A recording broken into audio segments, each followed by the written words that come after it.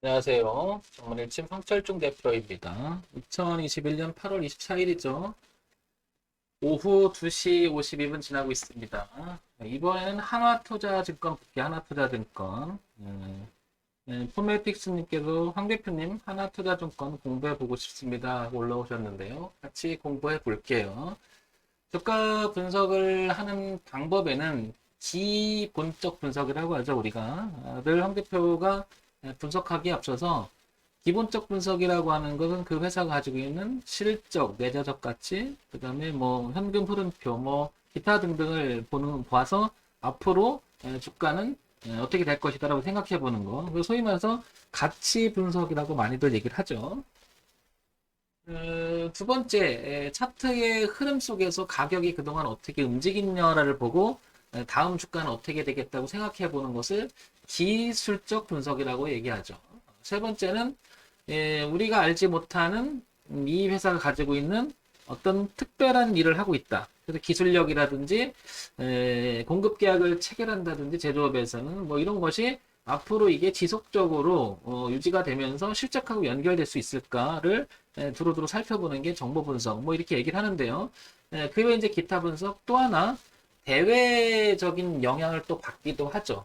그 얘기는 종합주가지수라든지 아니면 해외 증시, 특히 미국 증시의 영향을 받아서 주가가 어떻게 움직일 수 있는지를 또 생각해 봐야 되겠죠.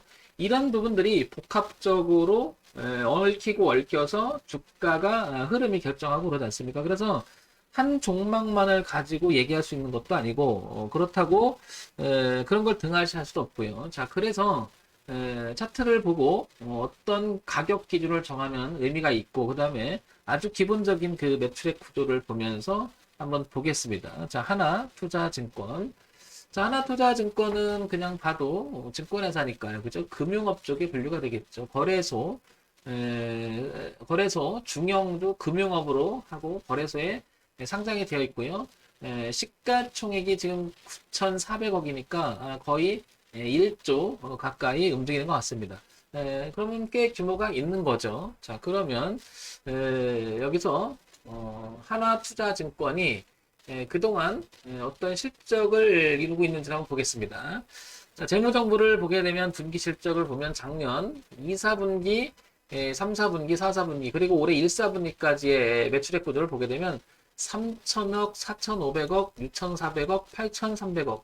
상당히 양호한 흐름을 보이고요. 영업이익과 당기수익도 좋습니다. 그렇다는 얘기는 지난 1년간의 그 최근 주가의 흐름에 있어서 단기적 흐름 1년 정도의 주가 흐름을 이렇게 보면 2020년 그리고 2021년까지 이렇게 보게 되면 저런 실적을 바탕으로 해서 964원이었던 주가까지 작년에 코로나 때 웬만하면 좀 같이 빠졌다가 8,000원대까지 올랐습니다. 그러면 근 1,000원이 8,000원까지 갔으면 7배, 8배 정도 갔으니까 굉장한 성장세를 보인 게 맞죠.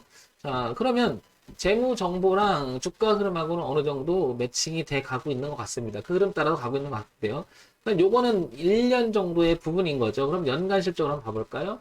연간 실적을 보게 되면 2018년도에 연간 실적이 1조 9천억, 그 다음에 2019년에는 1조 5천억, 그 다음에 작년에 2조 7천억 했습니다. 그러면 조금 주춤했다가 다시 올라가는, 그리고 그래서 여기 좀 내렸다가 다시 올라가는 이런 경향에서 굉장히 강하게 가고 있음을 알 수 있죠.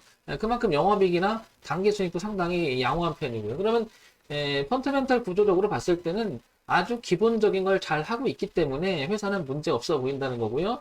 주가 흐름도 양호한 흐름을 흐리고 있는 거죠. 분기 실적에 대해서는 작년하고 올해 들어오면 조금 늘어나는 쪽이니까 괜찮고. 근데 주가는 오히려 좀 많이 좀 밀렸어요. 그죠? 고점 대비. 그러나, 밀렸다기보다도 우리가 표현을 이렇게 되나? 어떻게 하냐면, 눌림을 줬다. 이런 표현인데, 이 지금 하나투자증권도 눌림에 가까운 흐름이 아니겠느냐. 이런 생각이 듭니다. 1차적으로. 자, 그러면 시장에서 어떤 이야기가 오가는지도 한번 보겠습니다. 특징조 하나투자증권 우선주를 보기엔 비트코인 가격 상승으로 급등세를 보인다. 오늘 8월 24일인데 어제 날짜로다 비트코인 이야기 계속 나온다는 거고요. 그죠? 자, 그 다음에 쭉 보게 되면 뭐 별다른 그런 건 없고요. 가상자산에 대해서 최근에 계속 얘기가 나옵니다. 그죠? 업비트 가상자산 사업자 신고 급등한다. 영향을 받는 거고요. 증권주 거의 다 올라. 이런 영향들이 다 동반적으로 발생한다고 봐야 되겠죠. 그죠? 그러면 일단은 이런 내용이 두루두루 살피는 이유는 악재가 될 만한 것이 있는지를 보는 거예요. 구조적으로 악재가 터져버리면 그거는 실적이 좋아도 그 실적들을 까먹을 수가 있겠죠. 그런데 그런 내용은 보이지 않는 것 같고요. 이슈는 암호화폐 이야기가 나오면서 더 좋은 거고요. 그 다음에 재무제표가 일단은 되게 튼튼하죠. 자, 그러면 우리가 이런 내용을 가지고 종합적으로 한번 보도록 할게요. 자, 하나투자증권. 자, 연봉을 먼저 볼까요? 그동안 하나투자증권은 데이터 값을 이렇게 땡겨와서 보게 되면 약 한 1986년서부터니까 35년간의 주가를 흐르게 보게 되면 주기적으로 주가의 흐름을 보게 되면 어떻습니까? 이렇게 올라갔다가, 그죠? 내려왔다가 최근 한 10년 정도는 옆에서 이렇게 기면서 올해 정도가 이렇게 좀 머리를 들고 거래량도 좀 동반하고 있습니다. 그죠? 그러면 대추세적인 그걸 보게 되면 올해 고가가 왜 그랬는지를 보게 되면 누가 이 자리에 와서 많이 팔아서 밀린 건 사실이지만 그 내용이 추세적인 내용하고도 이렇게 겹쳤다는 거죠. 그죠? 그러면 하나투자증권은 올해 고가가 즉 우하향으로 내려오는 전체적인 추세 방향을 바꿔줘야 되는 이 영역이 바꿔줘야 좀 주가는 좀 탄력적으로 좀 전고점 즉 2만 원을 향해서 한번 더 갈 수 있는 여지가 열리는 거죠. 그런 면에서 본다면 올해 고가인 지점은 매우 중요한 가격대가 아니겠느냐 이렇게 판단이 됩니다. 자, 그럼 월봉 한번 볼게요. 그럼 8,200원이 고가로 갔잖아요. 그럼 중요한 의미를 가지고 있는데 한번 보겠습니다. 그러면 12개의 월봉이 모이면 하나의 연봉이 되죠. 그래서 파동을 좀 더 구체적으로 볼 수가 있다는 건데요. 부분을 이렇게 보게 되면 제가 이렇게 당겨 봤는데요. 여기를 한번 볼게요. 여기를 보게 되면 3,700원에서부터 4,040원까지 여기는 2015년에 이 흐름을 깨기 시작하고 반등을 하면서 다시 또 저항을 받았던 가격대예요. 그리고 2018년에도 저항을 받고요. 그 다음에 올해 들어와서는 뚫어놓고요. 눌림을 준 형태에 가깝죠. 매출액 구조도 괜찮고, 그죠? 괜찮고, 실적도 괜찮고, 그 다음에 차트까지도 나쁜 모습은 아니죠. 다만, 이제, 여기서, 모멘텀 자체가 한 번 더 살아나야 되는데, 그러기 위해서는 이제, 하나 들어오는 게 이제 업비트 이야기 나오고, 그러다 보니, 이 주가는 지극히 정상대로 지지와 저항은 이탈하지 않는 모습이 보입니다. 따라서, 얘가 3,700원을 벗어나서, 이 파동을 아래서 놀게 된다면 이게 저항을 작용하면서 다음 2선까지 한 2,500원 선까지도 빠질 수가 있다는 거죠. 그래서 따라서 3,700원이라고 하는 가격은 매우 중요할 것 같고요. 만약에 탄력적으로 바닥 올라오면 여기가 보이죠. 전고점이었던 6,000원대. 그러니까 정리를 해보면 3,700원, 3,700원,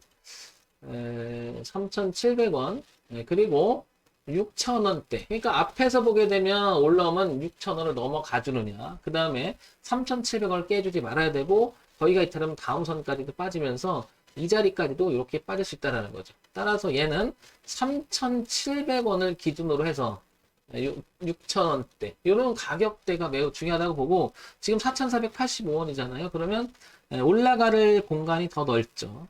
그런 면에서 본다면은 하나투자증권은 이 올해 고가가 무척 중요한데 전체적으로 보면 올라갔다가 눌림을 완성하고 여기를 보게 되면 저항이었던 가격대를 이제 올려놓고 지지를 받고 있는 상태이기 때문에 이렇게 올라갈 가능성은 점점 높아진다는 거죠. 항상 제가 기본적으로 생각해 보는 것들 중에 하나가 이 실적이라는 거죠. 실적이 기본적으로 되면은요, 밀리더라도 어떤 규칙성 있는 자리를 지켜가면서 밀리고, 그런 부분 반등이라는 것도 나오잖아요. 근데 그러기 때문에 기본을 잘 하고 있는지를 잘 봅니다, 저는. 제가 얘기하는 건 뭐 절대적인 것을 말하는 건 아니니까요. 이런 점 참고해서 보시고요. 자, 그 다음에 주봉으로 한번 넘어 볼게요. 주봉에 넘어오게 되면 한 4개, 5개의 봉이 모이면 그게 이제 달봉, 그러니까 월봉이 되는 거죠. 그 다음에 그 월봉이 이제 12개가 모이면 연봉이 되는 거. 지금 보시면 이 자리가 튼튼하게 이렇게 지지와 저항 교체했던 자리에 그죠? 2017년 그리고 2018년 그리고 최근 들어와서는 올해 들어와서 강하게 돌파해놓고 눌림이 되고 눌림이 돼서 이렇게 튕겨나갈 수 있는 위치가 되겠죠. 그러면 이렇게 한번 틀어주고 그 다음에 이렇게 한번 틀어주고요. 그 다음에 이렇게 된 모양이 보이죠. 그죠? 그래서 여기 지지를 하고 있던 모습이 괜찮아 보인다는 거죠. 그래서 지속적인 관심과 내용을 갖고 접근해봐도 나쁘지 않다라고 보여집니다. 자, 그러면은 이제 통합적으로 한번 보겠습니다. 뭘 보냐면 주봉을 보게 되면 오른쪽 위가 주봉이죠. 주봉을 보게 되면 요 밑에 하나가 라인이 있긴 하죠. 이렇게. 자, 그런데 월봉을 보게 되면 요 라인에서 딱 멈춰 있는 요 자리 3,700원. 3,700원 매우 의미가 있겠죠. 이렇게. 그죠? 3,700원이라는 자리는 이렇게도 그어질 것 같고 이렇게. 그래서 요 3,700원이 벗어나지 않는 범위 내에서 얘는 6,000원을 향해서 갈 것 같고 그다음에 3,700원이 깨지면 제2선까지 봐야 되겠죠. 이렇게. 그러면 3,700원이 깨지면 2,000원 초반대까지 빠질 수 있다는 거죠. 이렇게. 그죠?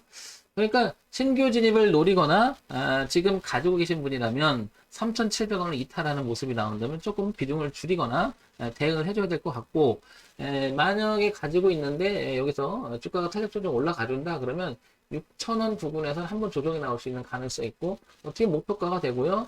이걸 넘어서게 되면 이 고가도 다시 갱신할 수 있는 그런 흐름으로 갈 수 있겠죠. 그죠? 자, 그래서 하나투자증권은 3,700원이 매우 중요하다. 3,700원 매우 중요하다. 그리고 6,000원대가 매우 중요하다.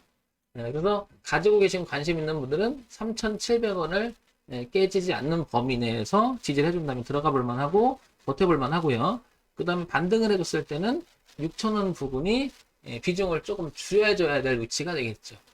그러다가 이제 6,000원 안착을 하게 되면 고가를 또 바라볼 거예요.